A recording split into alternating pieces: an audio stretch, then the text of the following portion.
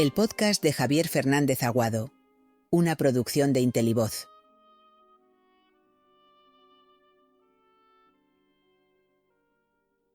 Schopenhauer y los cambios de opinión.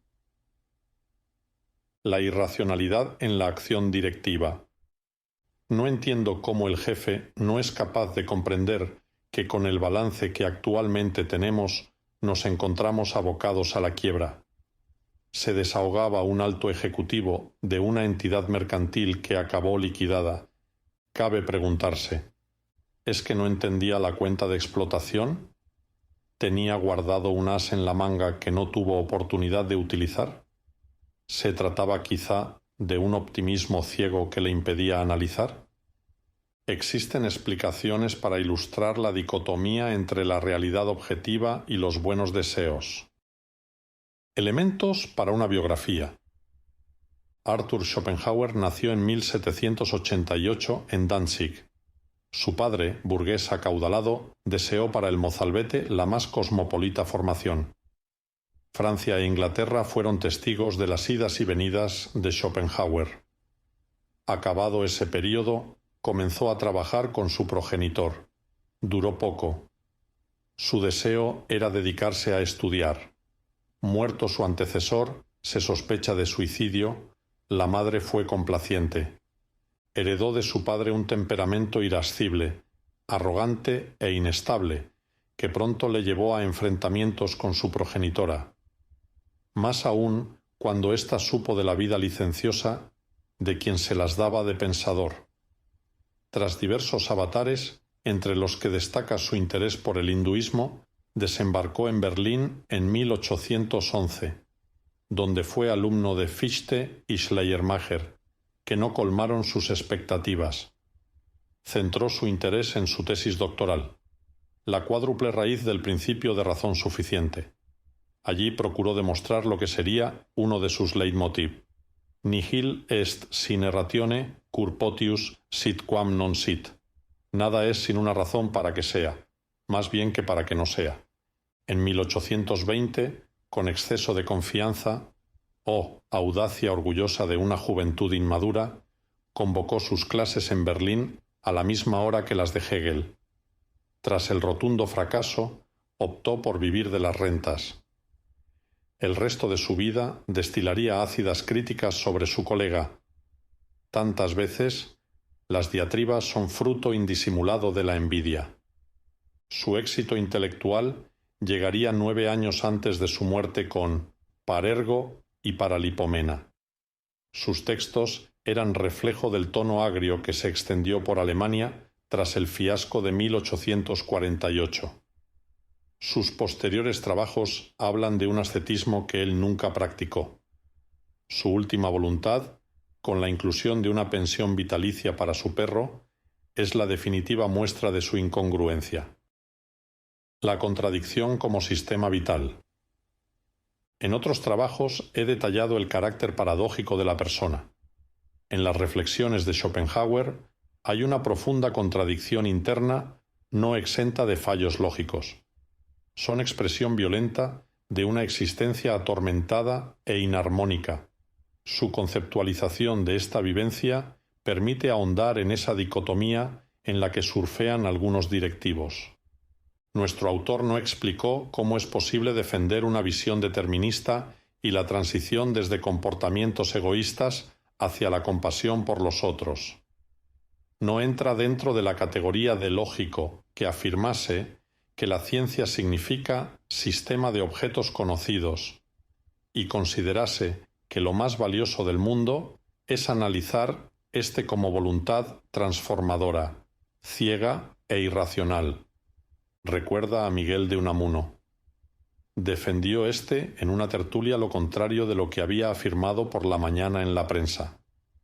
Al ser señalado por un alumno, se alzó Unamuno iracundo, agarró por las solapas al intrépido y lo expulsó mientras vociferaba: ¿Quién es usted para impedirme que defienda por la tarde lo contrario de lo que afirmo por la mañana? Vivir en la contradicción es el derecho que reclaman aquellos que olvidan que la voluntad no carece de racionalidad.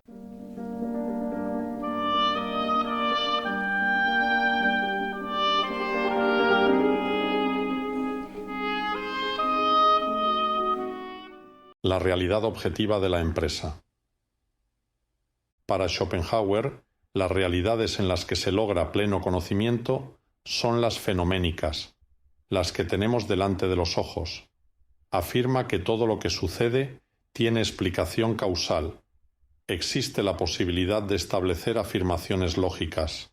Es fácil deducir lo que acaecerá al tomar una decisión, aunque sea imposible llegar a la última explicación y calar en el sentido absoluto. En el fondo, es un pesimista sobre la posibilidad de conocer verdades. Lo relevante es que su mundo funcione. No pocos empresarios lo aplican.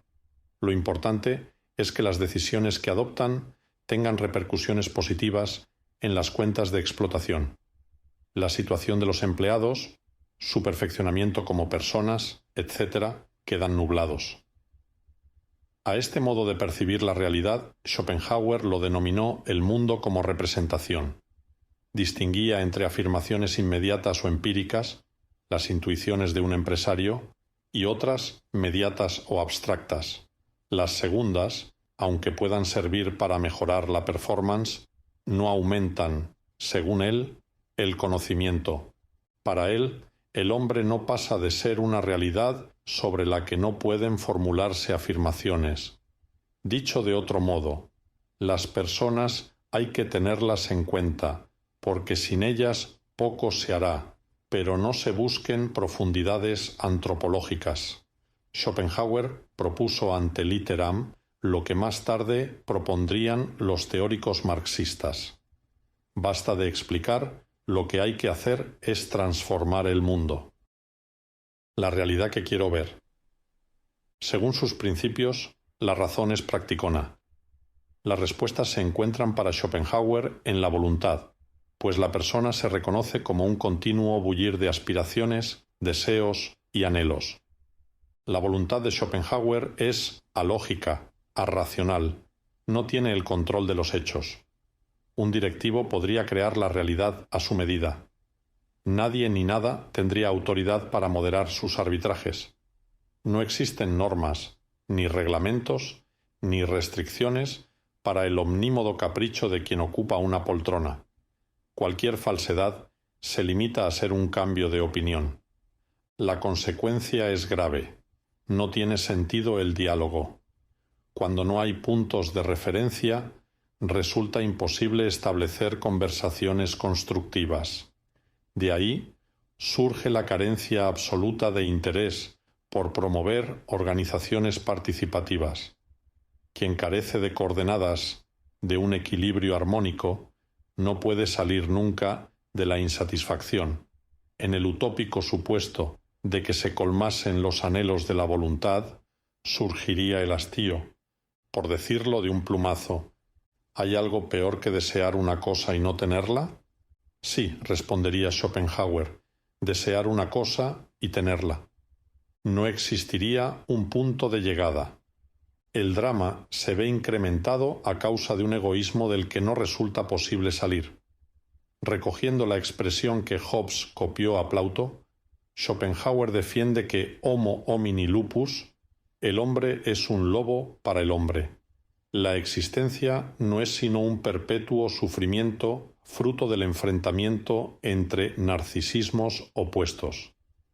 Su pesimismo le llevó a emplear la expresión de Leibniz a la inversa. Este mundo sería el peor de los posibles. En él, cada individuo solo tendría un objetivo: aniquilar a los otros. Como he mostrado en Patologías en las organizaciones, Litt, el enfrentamiento entre inteligencia, impotente y voluntad irracional es caldo de cultivo de una enfermedad directiva frecuente, la esquizofrenia. Se manifiesta en el empleo de una doble lógica, a veces triple o cuádruple. Puede que en su hogar, al igual que ciertos nazis, como explicó Hannah Arendt en su Eichmann en Jerusalén, sea amable, pero al llegar a la oficina se convierte en el lupus cruel y sanguinario. Surge esa dicotomía en el modo en el que se trata a los protegidos y las patentes injusticias sobre quienes no son de la camarilla. La salida de la contradicción. La situación en la que queda la persona según el pensador alemán es desalentadora. Propuso la anulación de la voluntad de vivir. Acudió a la necesidad que tiene la persona de alienarse. Únicamente en el diálogo franco surgen rayos de luz en la búsqueda de la verdad.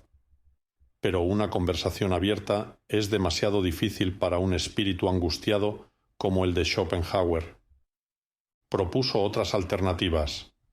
En primer lugar, el arte, sólo mediante la transformación en espectador de situaciones que no producirán rendimiento, considera posible la redención del Homo economicus. En la realidad artística volvería a ser persona. De las artes, la más sublime es para él la música. La contemplación estética culminaría en lo que denomina la idea eterna. Esta, como la religión, le parecen insuficientes para curar la dicotomía que él ha identificado. Y eso que el ascetismo y la renuncia, que él nunca vivió, le parecen sendas para el reordenamiento. Asoció sus teorías a la doctrina hindú de los mayas y meditó sobre el texto de los Upanishad. Creyó descubrir un camino hacia la nada, mediante la aniquilación del propio yo. Quien se había convertido en el adalid de la voluntad se vuelve al fin en el artífice de su condena. Frente a lo que él consideraba un optimismo desconsiderado de Hegel, su pesimismo le resultaba más auténtico. Muchos siguen alimentándose en esas fuentes, incluso sin saberlo. Conclusiones y propuestas. Actitudes que hoy en día sorprenden son frutos de una asimilación ayuna de capacidad crítica de pensadores que nos han precedido. En el caso de Schopenhauer, su falta de armonía a causa de la no digestión de la humillación sufrida ante Hegel marca su sinsabor. Su negativa a aceptar contribuciones ajenas le llevó a una visión parcial, en la que la carencia de elementos objetivadores ensombrece lo que podrían haber sido significativas aportaciones. El modo en que muchos directivos establecen una dicotomía entre racionalidad y voluntad, entre lo que en realidad sucede y lo que fantasean, procede de la carencia de un equilibrio armónico que deberían haber recibido en cursos de formación para directivos que en ocasiones adolecen de un pragmatismo ayuno de referentes. Se enseñan con perfección los know-how, pero faltan los know-why. Casi todo lo que afirma el pensador alemán tiene lucidez. Por ejemplo, afirma que el suicidio no soluciona nada, porque es manifestación de sometimiento a la voluntad. Falta un contrapunto de realismo a su pesimismo irracionalista, al que tantos se han apuntado.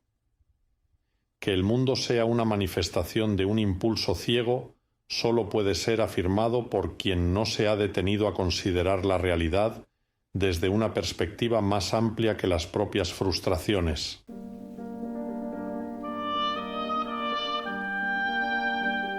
El podcast de Javier Fernández Aguado, una producción de Intelivoz.